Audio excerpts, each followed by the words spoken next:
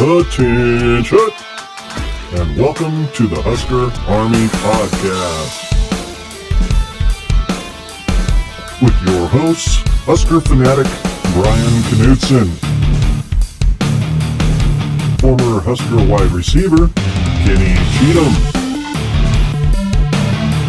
and Husker recruiting guru Matt Sass. What's going on, everybody? Fall in, at attention. You're locked into another episode of the Husker Army Podcast, brought to you by the Husker Army Facebook fan page. Go and check them out. Great group of people. Kenny, myself, are a part of that group. So if you're not, go in, join. Every Husker fan's always welcome. Everybody, I am your host, Brian Knutson. With me, as always, Mr. Kenny Cheatham, a.k.a. KC, former Husker wide receiver. And we got a surprise guest, Mr. Ken from Generation Red. Thank you so much for joining today, my friend. And No everybody, I can't wait to introduce this gentleman. Former Husker, Shevin Wiggins, joining us today as a guest. Shevin, how are you doing, sir? I'm doing just fine. Man, I tell you, it's an honor and a privilege to have you here on the Husker Army. It's great to have you on. Kenny, got you to come on, dude. I'm so happy you're here. It's going to be a great show, but unfortunately, we got to talk about what happened in Minneapolis. No problem. So, unfortunately, everybody, I think everybody knows how it all went. It did not go, unfortunately, everybody the way it wanted to go. Huskers fall in Minneapolis, 13-10 on a last-second field goal. Now, look, I know it sounds like the same old song and dance, but you guys got to admit, there seemed to be a little bit different of a tune or tone to this song. It didn't quite sting as much as past one-score losses have gone. And what sucks about this is that's 4 straight season openers Nebraska's lost. It's the first time since the 40s. So, Shevin, as our guest, man, and all the hell I put you through yesterday of trying to get on here, how about your thoughts as to how this might have felt just a little bit different as far as a one-score loss in Rule's debut? Well, I think that the fans are kind of disappointed, and I think the kids are as well. But I think they should be able to fight back and have a better season than last year, and basically pick up everything and work everything out. Every day you get better and better at practice, and hopefully they have that attitude and ready to move on and put that loss in the back of their head. I got to agree. Kenny, I mean, look, it's like I said, we sound like broken records talking about the same thing in the past 4 seasons.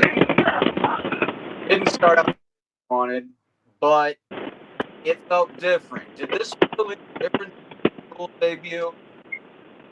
I think so. I think so. I think we all saw the loss. It all came down to the end of the game, which we've seen rinse, wash, repeat over the last couple of years. But I think with this loss, even though it hurts, it stings. Trust me. We all just shake our head. It didn't hurt as much, if I can honestly say that, to where in the past couple of years when we saw that happen, we knew something was going to happen. We were like, oh, here we go again. I think with this loss, it was just a loss. And we say, okay, we can see it because you can see the improvements. So I think that made a difference. Now, your guys' Bob, correct. But did it?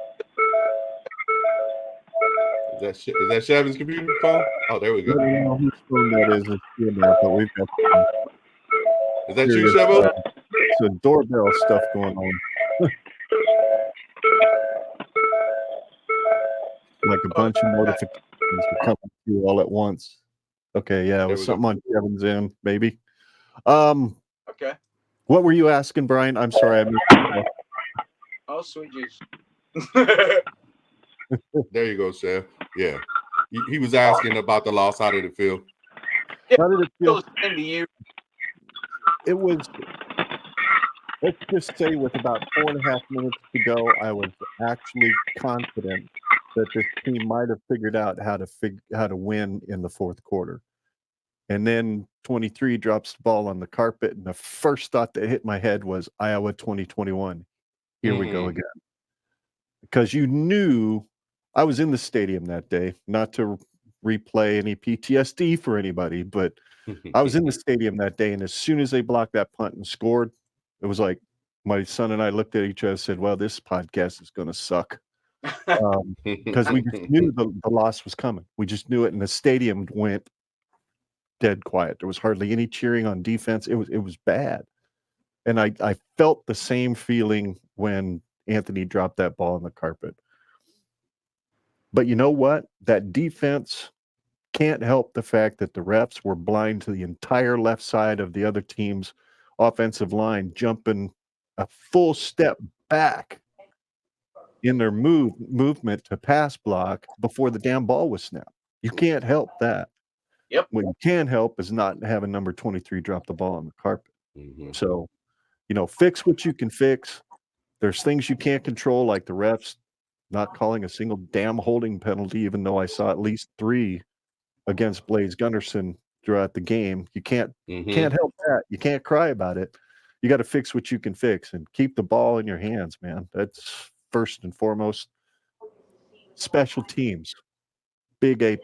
It did not lose us the game. In fact, it gave us a lot of good position to stay in that football game. So that's a long way of saying it still hurt, but it didn't hurt the same way. It was like, okay, I can see the potential. I can see where this team will improve and not do that stuff when they get in a tight game in the future. We hope, right? We always got to hope. No, we have to hope. Look, that's all we have as Husker fans is hope. I mean, like I told Redcast Rob, I'm coming for that Rule Aid or Kool-Aid award next year for the podcast awards. Even to keep it nice and cozy for me. But yeah, no, there can. We all saw the replay of the no call on the false start. Not just one offensive lineman, but both on that left side jumping. It was ridiculous. Couldn't believe that wasn't called, but a little flinch by one of our tackles get called. So a little bit ridiculous. But I think that's what we've come to expect, especially when we play Minnesota. They never the last time they got called for a holding penalty against us, I believe, was 2019. Yep. So, I mean, yeah, oh well. That's crazy. That is crazy. Well, so the score is we start 0-1. Rule doesn't start off on a great note. But look, let's talk about Jeff Sims. Didn't look too bad. I mean, obviously had the 3 interceptions, and especially 2 very costly ones. One in the red zone, obviously, when we should have had a touchdown on the play before that anyway. So that sucks. But Jeff Sims goes 11 of 19 for 114 yards, 1 touchdown, 3 picks, 19 carries, 91 yards, though. Like we all knew he could do some things with his legs. So that's a great thing to see there. I think we see great promising stuff out of him. I'm excited to see what he can do the rest of this year. I think it's going to be fun. He's doing what we were worried about at Georgia Tech, which was the interceptions. And hopefully that gets cleaned up. But we expect it to be cleaned up. That's the thing. And, I mean, Kenny, what did you see out of Jeff? Do you see him making those corrections from week 1 to week 2 where the decision making is a little bit better, seeing the defense, not eyeing the receiver? What would you tell him as a receiver? Well, I mean, God, it's kind of the first interception. I'll just go touch on that one. I'll take a little bit of the blame off of him because the guy was on his leg, so he couldn't put the velocity on the ball, in which he should have been able to do. The one in the end zone, the tight end was wide open. I thought it was kind of a lazy pass going to the pylon, the back pylon, instead of zipping it in right to the tight end in the middle on that side of the field. The last interception, he was homed in on that receiver the entire time. And the safety didn't even have to do anything but just jump the route. He literally was just standing right there and just jumped and jumped around and got the ball. I mean, as a receiver, we all want the ball. That's one. That's the main thing. But you still have to go through your progressions and find a receiver. It just appears to me that he locks in on that one person or on that side of the field and not go through 1, 2, 3, 4 in the outlet. And when he does that, it causes those interceptions. Like I said, the one in the end zone is like it was locked on. That's who he was going to. Now, maybe he saw something in the pre-read that we can't see, not being on the field. Because as we all know, there's a lot that goes on. And Shevin can tell you from being a wingback, there was a lot of reads that they had to do at the wingback position at his time in Nebraska because they had all of the hot reads. So there was a lot of things they had to see. And a lot of times they had to see same stuff with the quarterback to be on the same page. So, but I just think he needs to go through his progressions and he can hit other people. Now, Shevin, seeing what Jeff Sims can do with his legs, I mean, we all knew he could do that. But as far as throwing, he's doing exactly what we were kind of worried about. Now, in your playing days here, you guys didn't get a lot thrown your way. You guys were mostly used as glorified downfield linemen. Mm-hmm. It was ridiculous. But when you guys got the opportunity, you made the most of it. Now, as a receiver in today's college football, what can you as a receiver go back and tell your quarterback as far as what you see, not mistakes, but just corrections that you see he could make? How vocal are you to that quarterback then? I agree with Kenny. You know, he has to go through his progressions. But if it was me and I was there, I'd be like, hey, if I'm in the game, throw me the ball. I'm open. So, you know, throw it to me. If you any doubts, come my way. And Kenny Kenny probably would say the same thing. Mm-hmm. I know Kenny will say the same thing. So you're right about that. Ken, what would you say you saw out of Jeff Thursday night? What was the key takeaway for a positive that you would take with him? Obviously, the running ability is definitely a positive. The thing that worries me with the running ability, though, is the fact that this is the Big Ten. And he took some shots right to the midsection that has me a little worried for his rib cage later in the year when we're playing people like Wisconsin that love to come up and lay the wood. I don't know, man. If we can figure out some play action, he's got a huge arm. If we can establish a run game, if we can do what Rule and company have been talking about, just establish that run, and then be able to pull that ball and throw it over their heads to somebody like Fedoni who's sitting in a soft spot somewhere, something like that. I think he could be deadly as a quarterback. I think relying on him on first down to have to throw some passes because, quote unquote, the defense isn't expecting it. Well, guess what? Everybody likes to throw the ball on first down once in a while because they think that, and nobody expects it, right? Right. So let's give them something to think about every time on first down, which is number 22 coming in with a head of steam right behind Janarin Bonner or one of the other fullbacks, and have them worry about it because nobody does that on first down anymore, right? Yeah. Right. That would be, you want to free Jeff Sims up. You want to give him some confidence, get him a few rollouts, the waggle to the tight end or something like that, or play action passes where everybody's coming up and you know you're going to have a dude behind them open. You know, don't rely on his arms solely to get you some first downs when you can establish other parts of your offense first. When you got a running back averaging 7.9 yards a carry, I don't know why you only fed that boy 7 times. So, and you're absolutely right, Ken. That's exactly who I was bringing up next was good old 22. And I've said this in the past, and I don't know what it is. There's something about a number 22 at running back that gives somebody a little extra something. And I'm not just talking here in Nebraska. I'm talking about throughout any level of football. If you go back and watch, there's a lot of great running backs that wore 22. Gabe Ervin Jr. is one of them right now, and he's going to shine. Trust me. And I think this next Saturday, he's going to get fed a lot. But like you said, Ken, averaged a little over 7 yards per carry. He had 7 carries for 55 yards. Now, like we just said, we need him to be the workhorse this next Saturday. Saw that he absolutely has the ability to do that. So, Ken, I want to start with you anyway. What does Rule need to does Rule actually even need to go and say anything to Gabe leading up to the next game after the Minnesota game?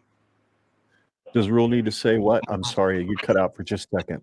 Yeah, does Rule have to go and say anything at all to Gabe Ervin after this game, other than basically, I made a mistake and you be the guy? I'm not sure if that's Rule's job. I think Rule is a CEO. I think he's the kind of guy that would go up to Satterfield and go, what in the living FU whatever were you thinking not feeding number 22? Why was number 23 in the game in the fourth quarter at a critical time when he's been putting it on the carpet late in fall camp? Why? Yep. To me, I think that would be the thing Rule would need to say, is to go to the offensive coordinator, because he's the CEO. He's not calling the plays. Satterfield is. He's not sending in the formations. Satterfield is. So I'd be talking to Sat. If anything, he maybe needs to go to Gabe and say, hey, we needed to feed you more. We didn't feed you more. I've talked to your offensive coordinator about it, and we're going to do our best to see if we can't get you in a rhythm this week. And who knows? Maybe they're playing cagey. Maybe they didn't want Colorado to see too much of what Gabe Ervin's going to bring to the table. Maybe they're going to feed him 40 times on Saturday because they know they can. And they just didn't want Colorado to see too much of what Gabe has yet. I don't know. I'm a hopeful guy. I tend to look at conspiracy theory and think, they're not really showing the whole bag of tricks they have yet. But yeah, number 22 right. definitely got to take the pressure off of 7. Yeah, I don't think we showed really everything at all. I think it might have been, pretty vanilla for the most part. But all right, Shevin, running backs were the position back in your day here. I mean, Gabe Ervin looks amazing. He looks the part. He runs hard, as the clip you guys just saw, taking on that hit at the line, bouncing off and getting, 25, 30 yards. He's built like the running back Nebraska needs. Are you looking to see more out of him coming the rest of this season? I am. I think they should kind of go back to the old school Nebraska and pound it, and come back up and throw it. They got a nice running quarterback. Like you said, he has an arm. But, put all of it together. 7 times is not that many times a game for a running back. No. You need to feed him the ball. He looked like a workhorse. So, hey, put it in his hands. Yep. You got to feed the kid. Yeah. Let the big dog eat. He is hungry as hell. The dude's starving. Yeah. The guy needs a hefty meal. Now, Kenny, back in you and Shevin's day, man, we had guys like Amon Green, the greatest of all time, probably, and Lawrence Phillips. You guys have seen some of the greatest to ever put on the pads. And do you think Gabe Ervin's up to that caliber? Because in my opinion, man, he looks every bit of it. I think he's a workhorse. I think we all know for the running back position, you have to give them carries to get them going. Yes. You have to get them carries to get them going. You can't give it to them in spot duty. And when I went back and watched the game, because I missed it, I was driving home from work, so I got in toward the end of the third quarter and the fourth, and I saw that, so I missed a lot of it, and I went back and watched it. You if they're not getting it to see the defense or where they can hit the holes and see where they can make the certain cuts and where they can go, you're giving it to them, expecting them to just make a big pop play. Now, the one when he bounced off and he ran about 20 or 30 yards and he got up and did the move, the clip you showed, that was a great run. But to me, I started analyzing it from, okay, why are we leaning on the quarterback so much when we have a very healthy back here to run? Do we not trust our own line? Do we not trust his arm to put him in position to throw more passes? Because for a while, I think it was him running with a minimum pass attempt. Yep. And it was him, and it wasn't going to the running back. It was all the read option. Yep. So you have Irvin, who's coming back off that injury, who's a workhorse. I still believe Grant is a workhorse, but as Ken said, he's been fumbling in camp. See, I didn't know that. So that's that trust factor. I wouldn't have had him in at that time to put him in knowing he's going to fumble the ball. It's like a receiver putting in receivers, right, Shevin, that they're not going to catch it at this part of the game. You're not going to go to him as a quarterback. And any quarterback say, I don't trust him catching this ball. So, I mean, they need to get him going. But who knows what the game plan was? It was – I was a little confused because I'm like, why is the quarterback running so much? Yeah. But I know he's a runner, but is it because they don't trust his arm? And why aren't we using our big bruising back or backs more in the run game? No, I absolutely agree. I mean, everybody was saying you needed to feed the running game a lot more, and now it's true. Now, the other gentleman didn't get a whole lot of praise, but good, and it's got to be Ramir Johnson. I mean, this young man has stuck around through everything that's gone on. And that kickoff return to start the second half was exactly the spark that this team needed. He should have taken it back all the way, truthfully, if he could have just made that cut a little bit sooner. Just a little bit sooner. But put us in great position to end up getting points right away in the first drive of the second half. And guys, you got to admit, his stats weren't anything great on the offensive side of the ball, but that kick return was exactly the spark we needed. And in my opinion, Ramir Johnson has been a spark of this team ever since he stepped foot in. So, Kenny, you've watched Ramir all these years as the same as I have. I have praised him for not being the biggest back that we have, but not being afraid to put his nose down and get in between the tackles, take on linebackers. It didn't matter to him. What kind of spark, what kind of leader do you look at as Ramir Johnson being for this team now?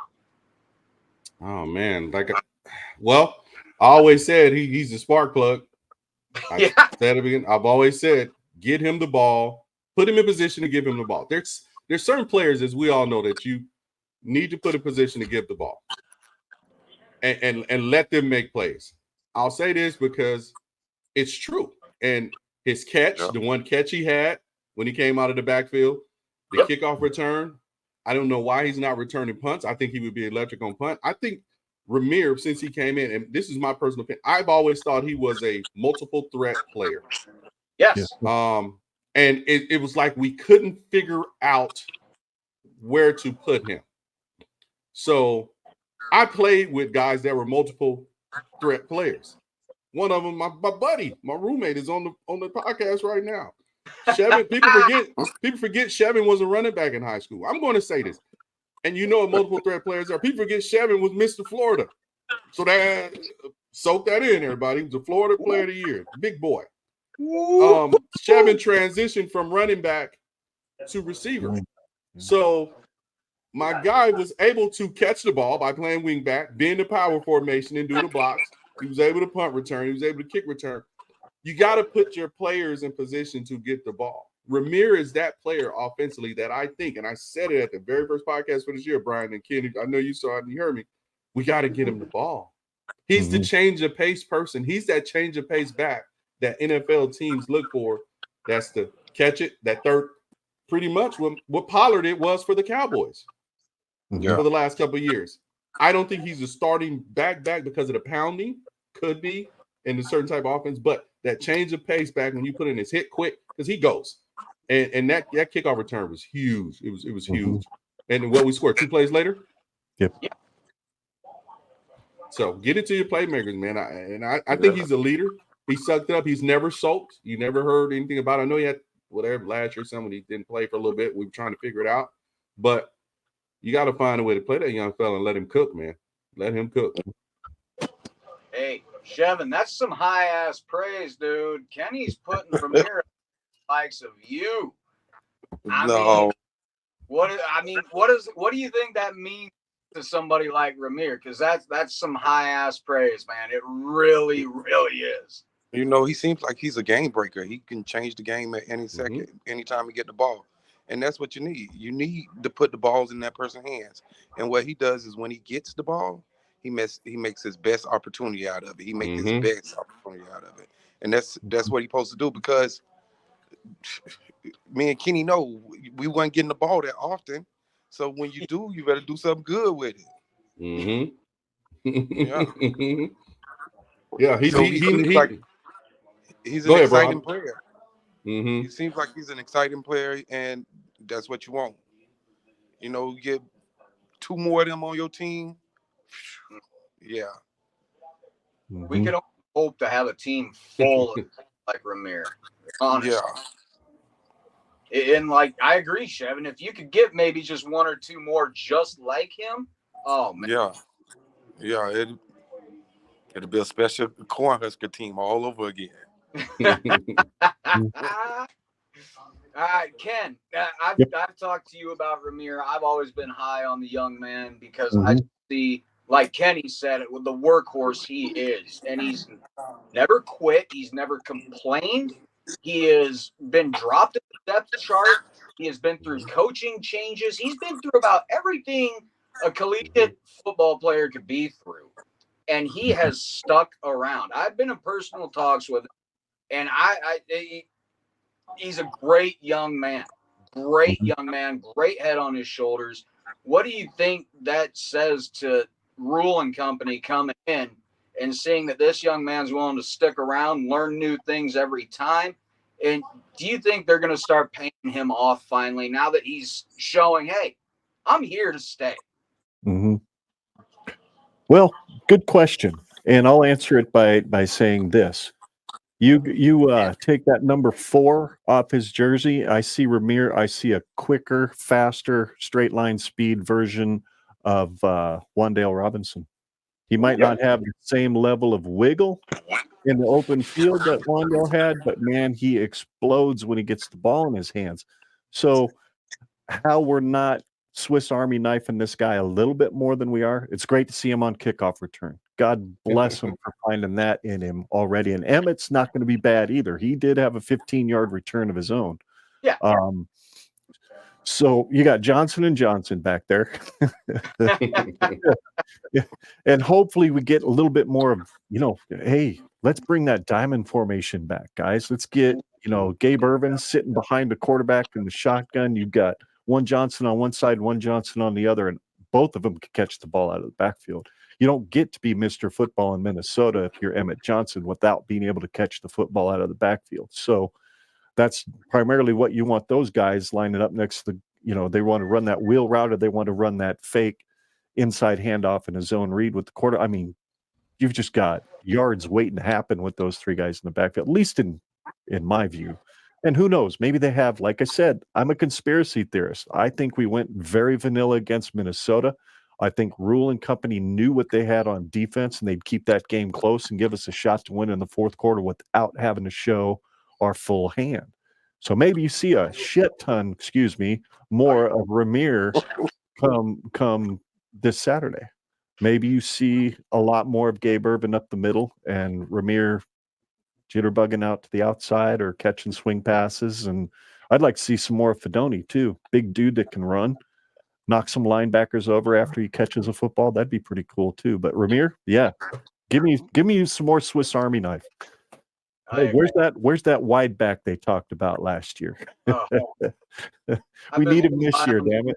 I've been so high on this kid for so long. I mean, the effect never wears off. I love watching him play. I love the heart. I love the passion. The young man just gives it his all, no matter what. So, Ramir, thank you for sticking it through and being here, just contributing everything you got. stand-up kid with extreme character. I love him just for that alone. The fact that he stuck it out and went through the mess that was the previous staff, quite frankly. Two running backs coaches.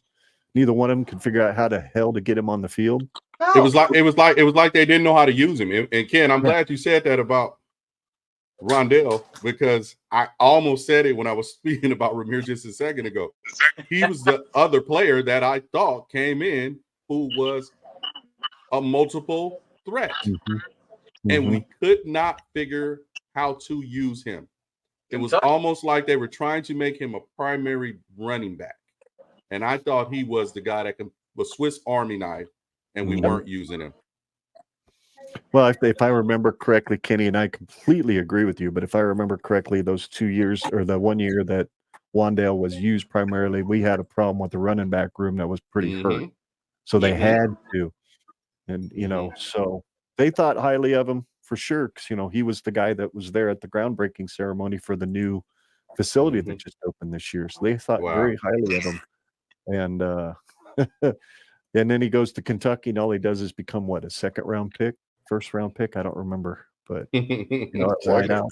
Oh, so, yeah. So anyway, didn't mean to derail the conversation, but no, dude, I will talk about any player, game, coach, any time. It's just how I am. Like I told Shevin last night, man. If you would have told a teenage self back in the past that I'd be doing a podcast and meeting and talking with Shevin Wiggins and other former Huskers, I'd have told you were crazy. But then my other question would have been, what the hell's a podcast? But, that's... Yeah, back then you didn't know that. Yeah, podcast didn't exist.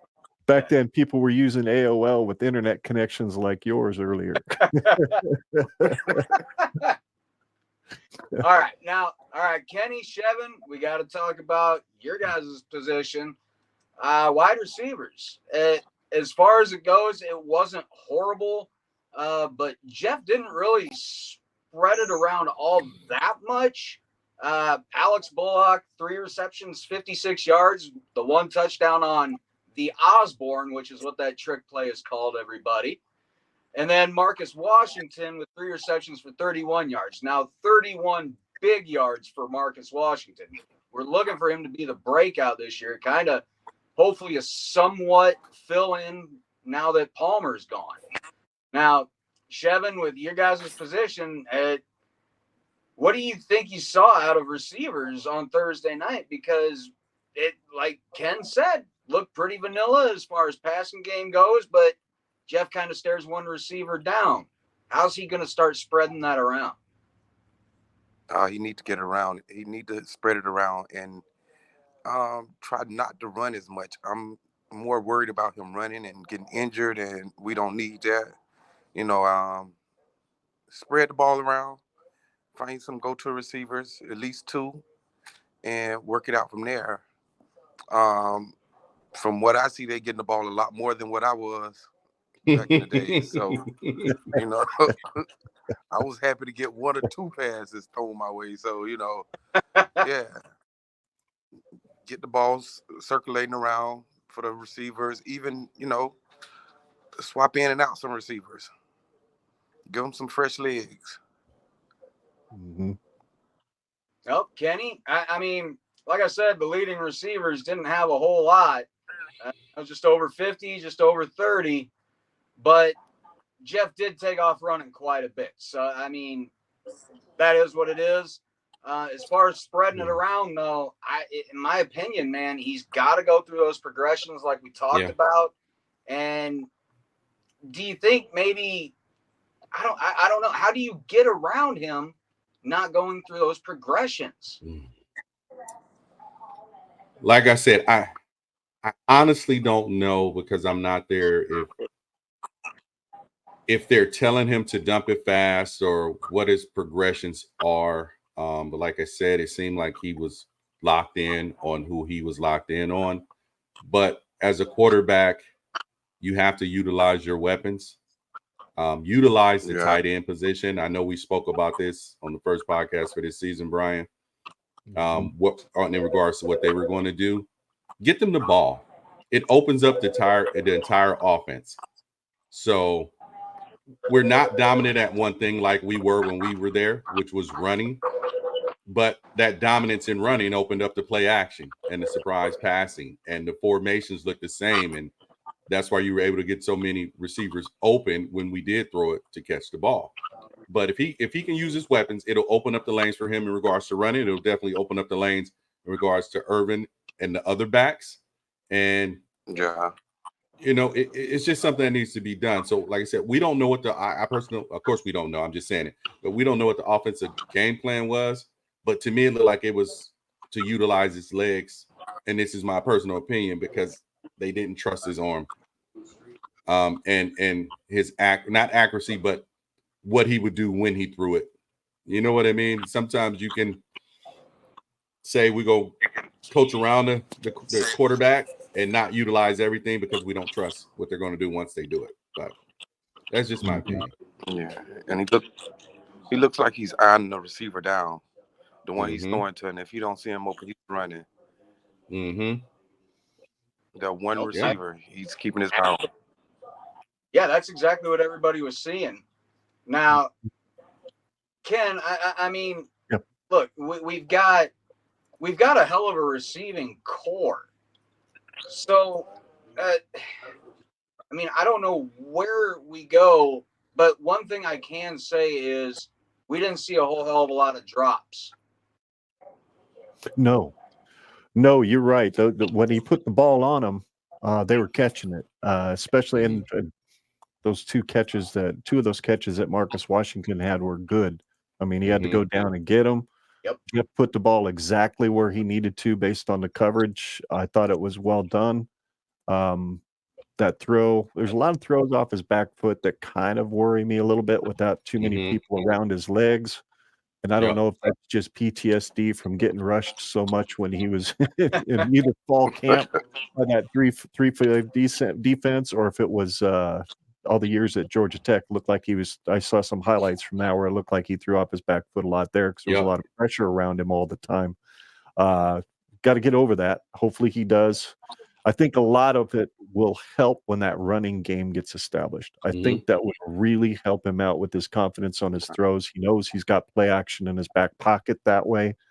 And, get Fedoni open. I think they're still holding the cards close to their chest on Fedoni, too. Yep. I have a feeling he was in the game a lot. All he did was sit in there and block for the most part. But that one highlight you showed where he threw it to, was it Marcus Washington or – I don't know who come out of the backfield, but someone come out of the backfield was wide open right in the middle and probably had some room to run, but instead he threw to the next guy behind him. But maybe he needs to and the interception in the end zone. The interception in the end zone, he does like Kenny said, dumps it to that tight end sitting there wide open right in the front of the end zone. I don't know if he'd been picked off in camp with that pass before or something, and that's why he went with the lazy throw back to the pylon. But that's I think that was a back foot throw too. I don't think he stepped into it. Yeah. Yeah, that's the thing we can say about Sims is he's got a hell of an arm because throwing off that back foot's tough. And like I said before we started recording, last guy I saw do it was Armstrong with that type of thing. Yep. So I don't know if I answered your question, but oh, absolutely. Ken, you always answer my questions, man. You never let me down. All right. Well. No. All right. We've covered offense. As far as defense goes, great effort, in my opinion. It was the black shirts. They earned those. In my opinion, to start, I was bitching quite a bit about the 3-3-5 because it's like the secondary wasn't coming up and doing their job, but they really put the clamps down in that second half. Total yards allowed was only 251, only 55 through the air, and under 55 on the ground, and under 200 yards through the air. And they got the INT through Omar Brown. The only thing that concerned me was they did allow 8 of 17 conversions on third down. That concerns me a little bit because we were well under that. But all in all, guys, the second half with that defense, even the first half, that defense bent, but they never broke, and sometimes they bent back. So, Ken, I'll go with you first, my man, because you guys did such a great job covering what the defense did right after the game. So, what did you see out of that defense? How much improvement did you see out of them from last year to game one? Well, now you've put me on the spot because now I have to remember what the hell I said on my own show on Thursday night. And I truly don't recall, other than the fact That's that really all you need to know.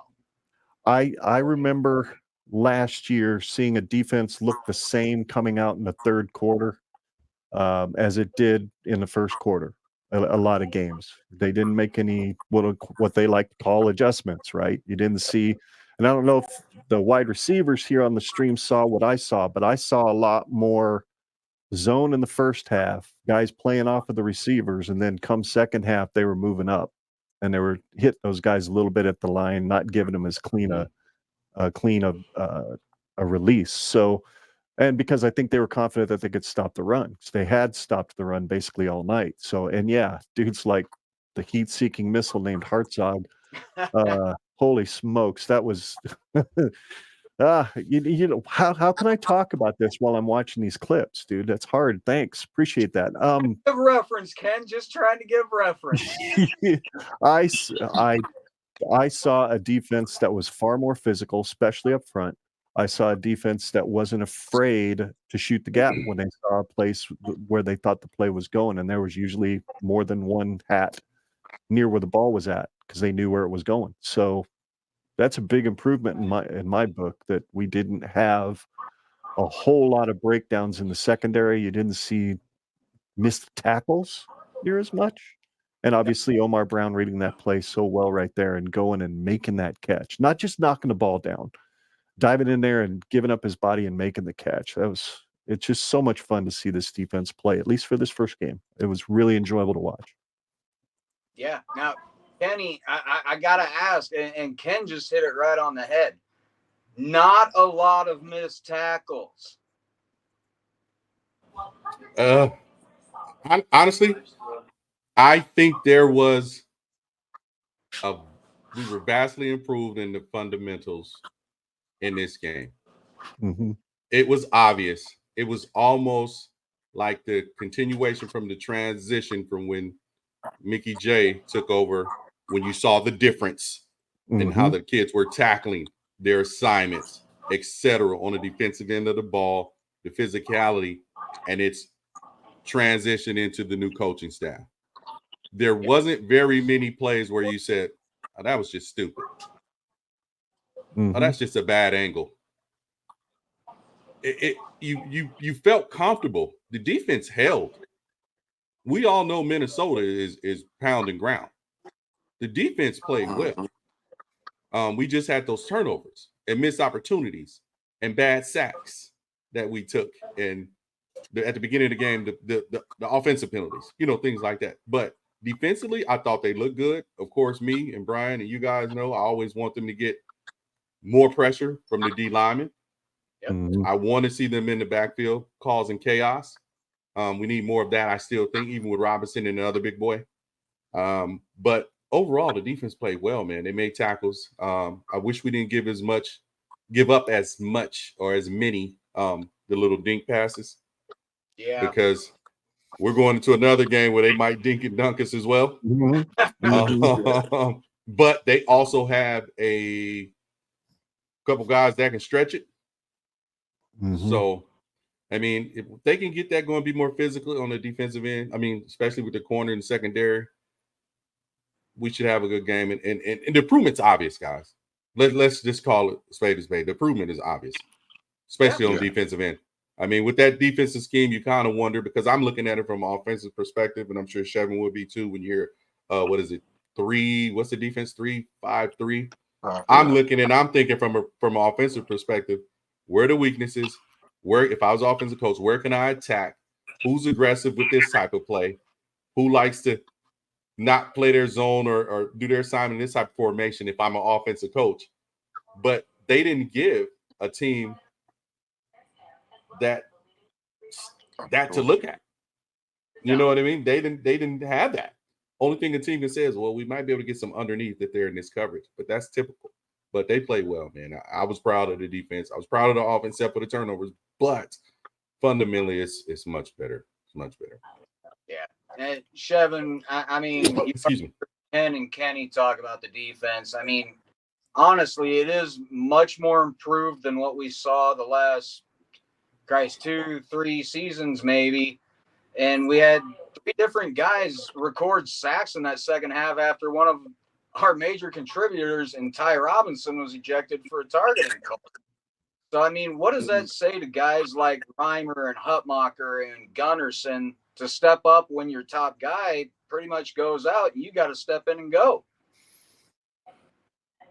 Yeah, you have to. There was a false somebody start got to on pick that up play right what he there. left off. Sorry. I figured I'd show you, Ken. Go ahead, Shevin. Somebody got to pick up where this guy left off at and continue the battle down in that hole. Mm-hmm.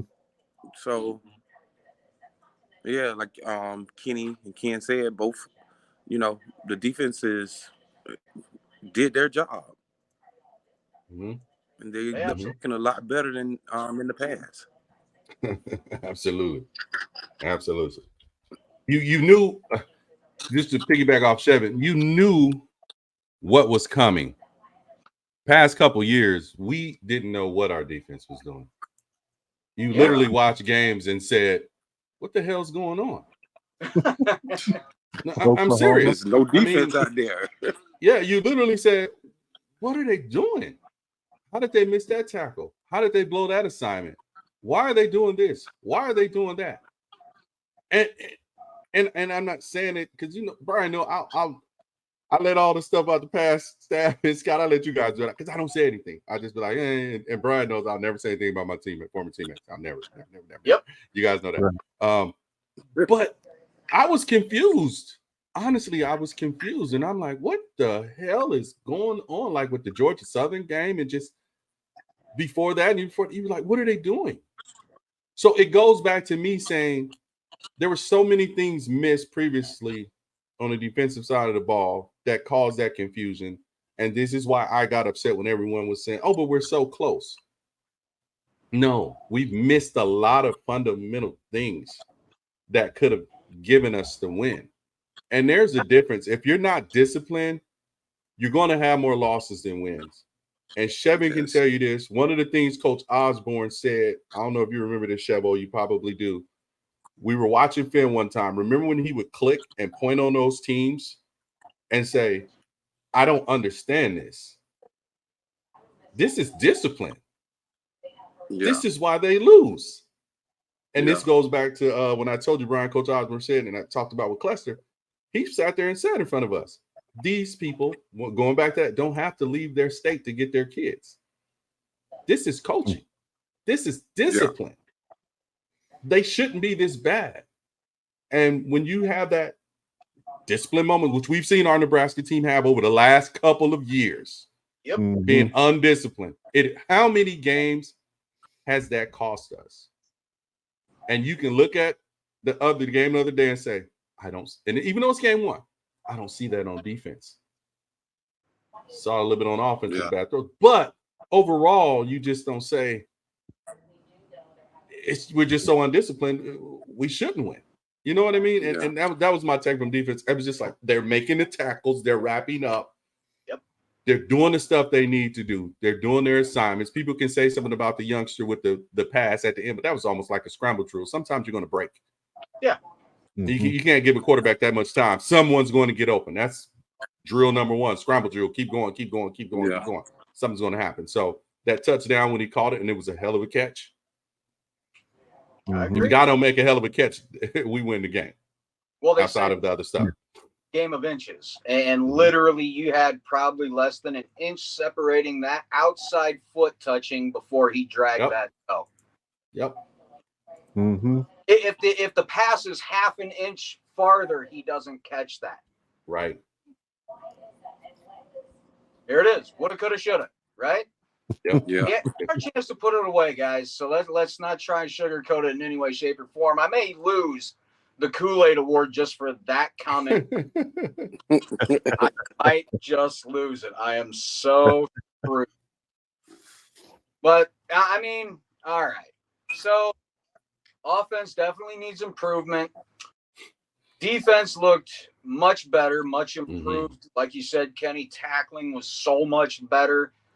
Secondary locked down in that second half. I would, as you said, I agree, would like them to clean up those dip and dunk little passes. That irritates the living shit out of me. I hate that so much because it's something that can.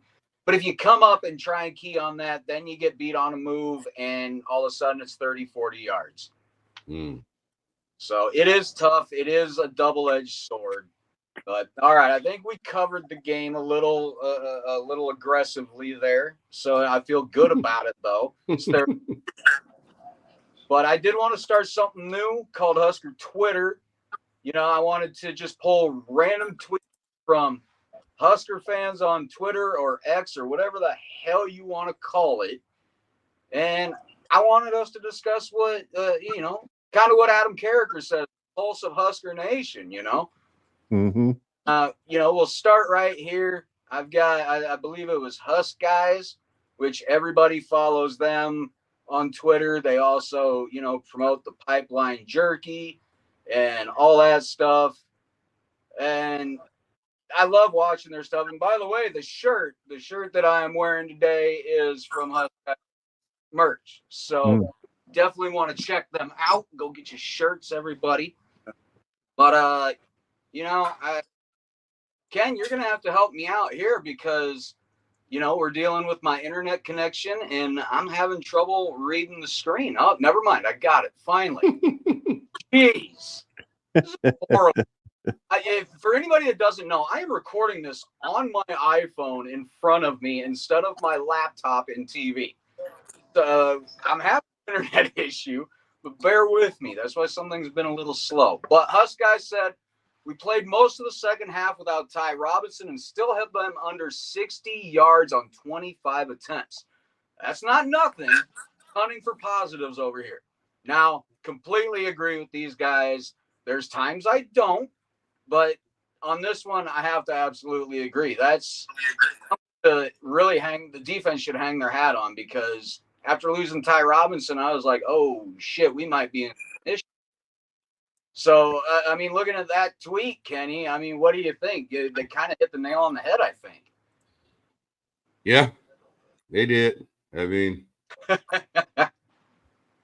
No more to say other than that. So, yeah, I got to agree with you. Shevin, anything to add to that one at all? Or did that pretty much sum it up? That summed it up, yeah. I'll add this. Like you posted earlier on the scroll up underneath there or on a banner, whatever it was, Nebraska had 3 sacks after Robinson went out of the game. Not only did they shut the running game down, but they sat the quarterback down 3 times because I think they were a little pissed. Yep. And I think they needed to be a little pissed. And I think the defensive coordinator said, oh, you're going to take this guy out? Well, guess what's coming next? So, yeah, I don't think there's much more you can add other than the fact that it seemed the defense took their level of play up to a different level once Ty went out. When last year, I don't know if we could have said that, especially before MJ took over. So, right. That's all I got. Yeah. Yep, I figured it'd kind of be everybody would kind of agree on that one. It would definitely be just a unanimous decision. Yeah, Husk Guys probably hit that one right on the head. So, all right, moving along, guys. Ken, there it is. All right, drinking the Rule-Aid at Brent Husker. All right, he said, and I agreed with this. I even asked if we could use this. He said, having Grant carry the ball at the point of the game, when you've told us he's fumbling, going 3 and out on 3 straight pass plays in the 4th with the lead, in my opinion, these are unforced errors. If you want to win the 4th quarter, your staff can't do these things. Now, as far as the 3 straight pass plays and everything, Yeah, I'm sure we all groaned about that as well because we've seen that in the past. The one that I royally agreed with was the Anthony Grant thing, and that is not me harping on the young man at all. But Rule came out and said before this first game, the reason Irvin was put over Grant in the depth chart was because Grant had a couple fumbles in live scrimmages. Now, why would you put him in late in the game and trust him with the ball instead of who you projected as your number one starter? I mean, knowing that, Shevin, what would you be thinking as the coach, and why would you have the young man in at that point in the game? That's a hard, question to answer. Who knows why this guy was in the game? Yeah, sorry to put you on the spot like that, man. That's you okay? Who knows? Anything could have happened. Hey, the guy might have had a little tweak at his ankle and was trying to get some help on the sideline, and we had to throw him in the game at the time. But like you said, you want the ball. When it comes down to that time, you want the ball in your best player's hands. If it's the receiver, the running back, whoever it is, that's who you want. You want the ball in their hands because we know they can make the plays. You don't want the guy there who's turning the ball over, like that. Not at crunch time. Right. Not at crunch time. Not when it's time to put the game away. No. And right. Like I said, don't get me wrong. I love Anthony Grant. He's a great running back. He's physical. He's learned to finally stop dancing behind the line and get north and south. Kenny, we harped on that all last season. Oh, yeah. So he's fixed that. But the fumbling issue, it does make me question what the staff was thinking on that one. It could have been a personnel type thing where, like you said, Shevin, it just maybe something was going on with Irvin. He needed like a swig of water or a breather or something, and it just happened to be the play Grant was in on. It sucks. Yeah, it was confusing. It was confusing. Like Shevin said, you want you want the guys in there that you trust to make the plays at crunch time. You look at it in other sports, especially I'll use the number one basketball as an example. You know who's going to be in there in the crunch time. Yep. Yeah. You know who's going to be in there in crunch time. You get ready. It can be 2-3 minutes for the last 5 minutes. You know who's going to be in that game. Any team with LeBron James is on it, Steph Curry, and et cetera, all the superstars, you know they're going to be in the game. They're not going to play the 9-10 dude on the bench. Not saying he's a 9-10 guy. But if he's been having those issues, like Ken said and you said, like I said, we don't get that news being outside of there. I wouldn't have trusted him to been in there. Yeah, that's just me. I would have looked at what other options I had as far as play calling as the OC in that situation on that side of the field, that particular yard line with the time that we had left on the clock. And I would have had Irvin in the hell. Why not Ramir? Yeah. Well, you got to consider too that with the new change in the rules with the clock, it doesn't stop on a first down. You're literally 2 first downs away from winning that football game. Yep. And Grant was well on his way to possibly even gaining a first down had he not. But you got to know this is under 5 minutes left in the game. Minnesota's defense is like, get the ball back, knock the ball out, do whatever you can to get a hold of that football. That's what they're playing for at that time. Yep. Yeah, they're trying to do that. You need in the game is the dude that's been putting it on the carpet when you've been live scrimmaging. Now, maybe he had a good week of practice. We don't know. That maybe he was in the game or in practice in those situations, in those particular drills at that particular time of the game, and he did well this last week. We don't know that. We're not privy to that information, but I don't know why 22 wasn't in. I don't know why you didn't swing it out to Ramir. I don't know why, but it happened. Put it on the carpet, and that's the way it is. Yeah. I'm sure that defensive coordinator was over there saying, the ball, swipe at the ball, put your head on the ball. You see who won the game, But I know he's in the past he's done a great job, but we can't have the ball out like that. Yep. Nope, I absolutely agree. That was a question I had right off the bat when Grant fumbled. I said, Why is he in there right now when Gabe is slated as number one? Yeah. And he was pointed out by rule as your hammer in the fourth quarter. This is the guy that's going to salt us away a game in the fourth quarter. And then he wasn't in there to do it. Yep. It's curious at best, really shitty at worst. It's a head scratcher. You don't know. You can't make heads or tails of it at all. Yeah, something. It sucks. You know, it happened, but as Husker fans, we kind of looked at it and we were like, ah, shit, there it is.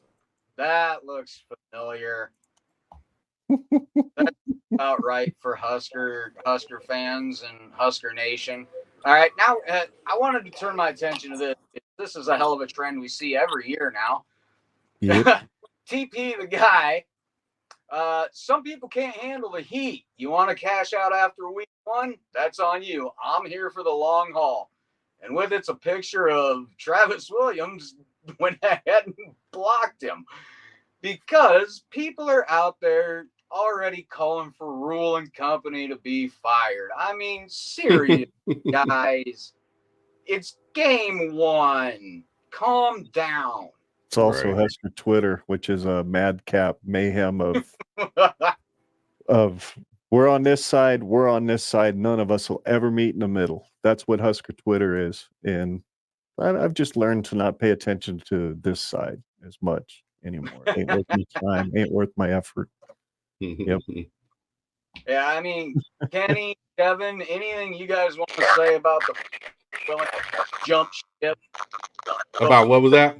Nah, I mean, for me, don't jump ship this early. Yeah. Of course, we all want to see Nebraska return to what Nebraska once was. It's hard to say. It's going to take some time because we don't want it to take that much time. But it's just game one. It's a go back, repeat. It's a totally different feeling from game one of last year against Northwestern. That was something. That was something. So don't call for the man's head yet. Come on, people. Let's be realistic. Let's just let the season play out. I'm sure we're going to have ups and downs. Hopefully, more ups and downs. And you know, we've all been in there for the long haul, good, bad, or indifferent.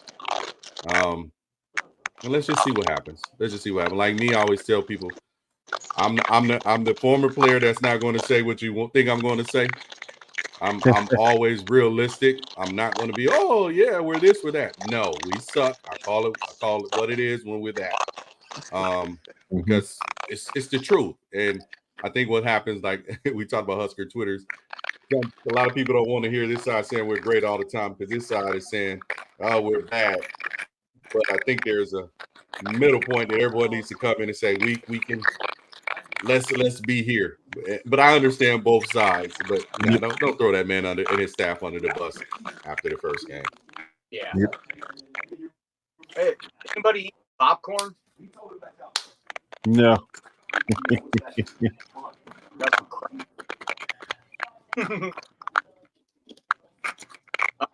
All right, we only got one more on Husker Twitter. So probably best class, my opinion. You know, and this goes out to you, Ken. This one here, I'll let you go ahead and read this one, but this one is from our very own Gen Red Ken. Go ahead, Ken. Well, you know, I thought it was worth tweeting that because I knew Husker Twitter was in meltdown mode. At least one side of it was, and the other side was doing all they could to convince them just how wrong they were. And I was like, you know what? A yearly game day tradition for me for many years is to wake up feeling like hammered crap because I drank too much back in the day. But now that I'm 9 months sober, it was really nice to wake up the next day and the sun didn't feel like God's flashlight in my eyes. And, you know, I felt good. And I actually felt pretty good about the team for a change, even in spite of the way that we lost. So, like I said, love that ferocious defense and the physicality that we saw in offense. And the fact that we rushed for over 200 yards, that's a plus in my book, considering we underutilized the running backs. We really did in that game. We were making hay. We were averaging almost 5 yards a carry between the three backs, 3 or 4 people that carried the ball, aside of from Sims. So I was feeling pretty good, even considering how badly I usually felt after games because of Mr. Beam used to mess me up. Hey, I'm right there with you, Ken. I quit drinking a little over 3 years ago, just for the hell of it, because I didn't like the hangovers anymore. They were starting to last 2 or 3 days, and it Yes, sir. Mm-hmm. wasn't fun anymore. Yeah. So, yeah, my wife can attest that, yeah, I still do get loud and might stomp on the floor during games, but I am not screaming start to finish about every little thing that goes wrong. Now, am I sighing and still being pissed off? Yes, absolutely, that's happening. Mm-hmm. But that's a given. That's always gonna happen, no matter what. So there you go, guys. The first segment of, I guess, Husker Twitter, and I'm gonna try and keep the toxic stuff out of there. So I think that's we want all the poison. Boy, Kenny, I let you deal with that on Twitter. You handle that perfectly. Give me the poison, because I don't do negativity. They haven't found that out yet. I don't do insults. I don't do negativity. And I always tell people, if you have a question, ask me, and I'll explain it. Hell yeah, you will. Just like the guy about Lil Nukem. No. Yep. I'm happy for the kid. It's just OU. That's what hurts. That's what hurts. People need to get over it sometime. Yeah. It's just OU. Proud of the kid. It's like I'm proud of his other kids. It's just OU. Absolutely. All right, guys. Well, I think we pretty much covered it. Shevin bowed out because it might have been his mic that was crackling pretty good. So, but that's all right. I can't thank him enough for joining. It was awesome to have him on. Finally, appreciate you, bro. Yeah. Through yesterday. Yeah, absolutely. Love having him on. I need to get him on here again. And hopefully when the internet connection works the way it should, and everything works the way it should. Yeah, there's a crew of them I want to get on at the same time, so you guys can watch the banter and watch them start arguing. And it's gonna be hilarious. Dude, epic, so much fun. Epic. I have to get Octavius, Shevin, and Warford along at the same time. Yep. Yeah, we talked about that. It's something. Because we weren't talking about trying to do that during maybe one of the off weeks. Mm-hmm. It's Perfect. something. Ken, I talked to you at the podcast awards. I wanted you guys to be part of that. Yes, we would absolutely happily be involved in that. Absolutely.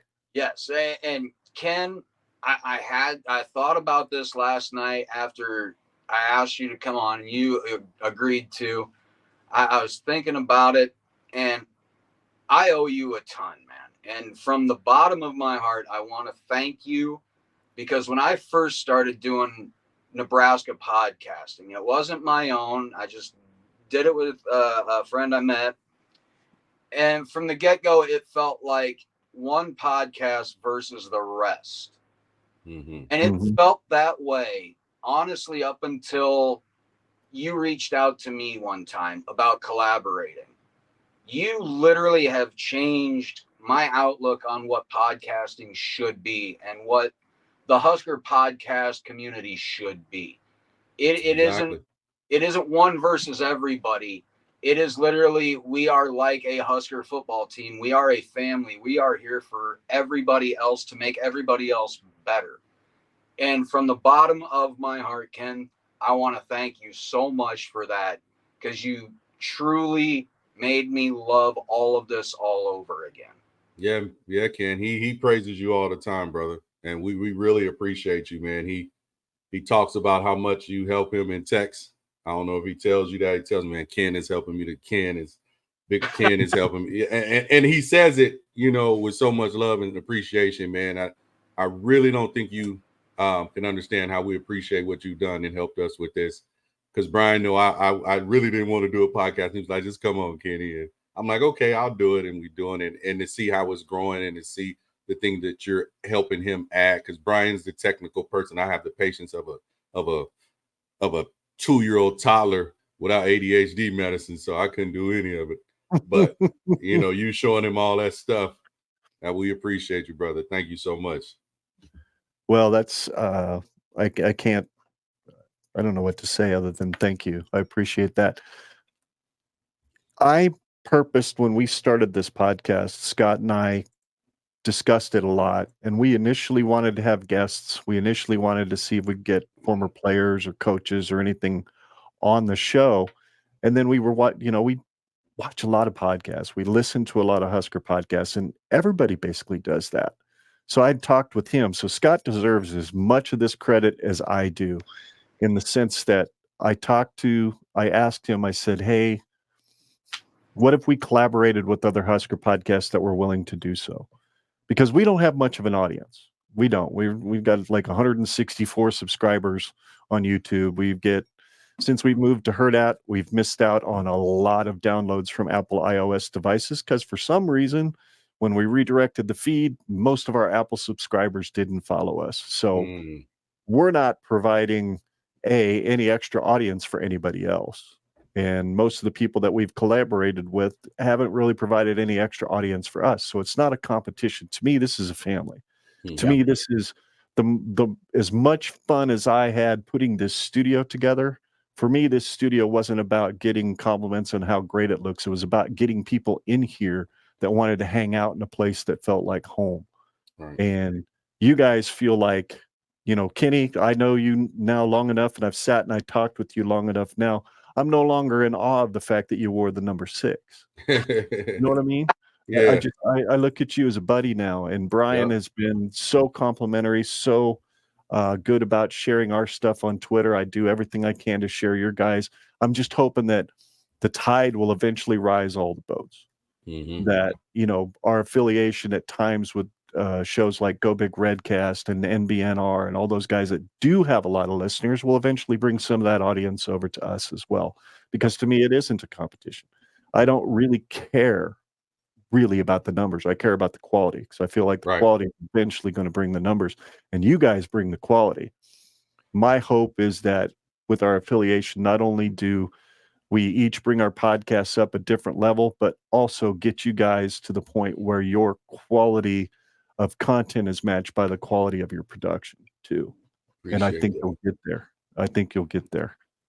So anything I can do to help with that, I will do so gladly. And eventually might turn into a consulting type deal that I might do here in the future too. I don't know. It might. But so thank you for the compliment. Thank you for the shout out. I really, really appreciate it. No doubt about it. This has been the most fun thing I've done since, ever, really, as far as a hobby. I've never had more fun than I've had doing this. And to get to do it with my oldest boy, it's perfect. That's cool. Yeah, that's cool. Can't beat that. I know. Beat that. My son would have gotten into football a little bit and want to do something like this, but he's more of a gamer, so I kind of let him do his thing. And I swear to God, this recording better have picked up everything, because all of a sudden the connection on my phone cut out right in the middle of Kenny talking to Ken after I said something. And then once I got the phone to come back on, Ken, you were about in the middle of what you had to say. So it better have recorded. It better work. It would. I'm pretty sure it would have picked up what Kenny and I were saying, and it would have just blanked out your camera for a little bit. No big deal. It did. It just blanked his camera up for a little bit, and then we got you. We got you when you were walking back to the desk to your seat. Stuff. Yep. So get yourself just a little technical advice. Get yourself a like a little mini not USB, but like a mini Ethernet hub for your podcast space. Run a cable from the router or the modem to that hub. That way you can run 2 or 3 things off of Ethernet if you want to, right there in the office. Yeah, because that connection up here, it didn't want to reach too far. It's those old houses, man. Yeah, they're killer. Travel through a lot of that.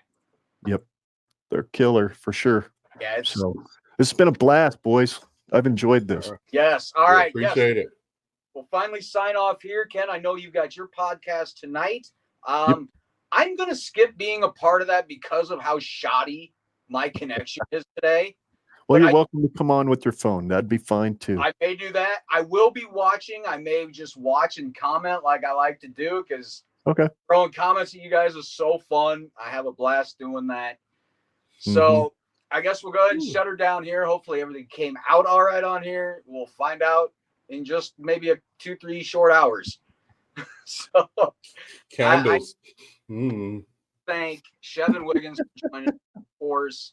Ken from Gen Red Podcast for coming on and being our surprise guest today. Oh, It was amazing to have you on. It always is always great to talk to you. Always fun, man.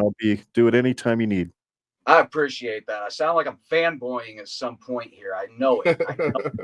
I'm like that. So, all right, gentlemen, for myself, Brian Knutson, for our other host, Mr. Kenny Cheatham, Husker Nation, you know what to do. At ease, you are all dismissed. DBR.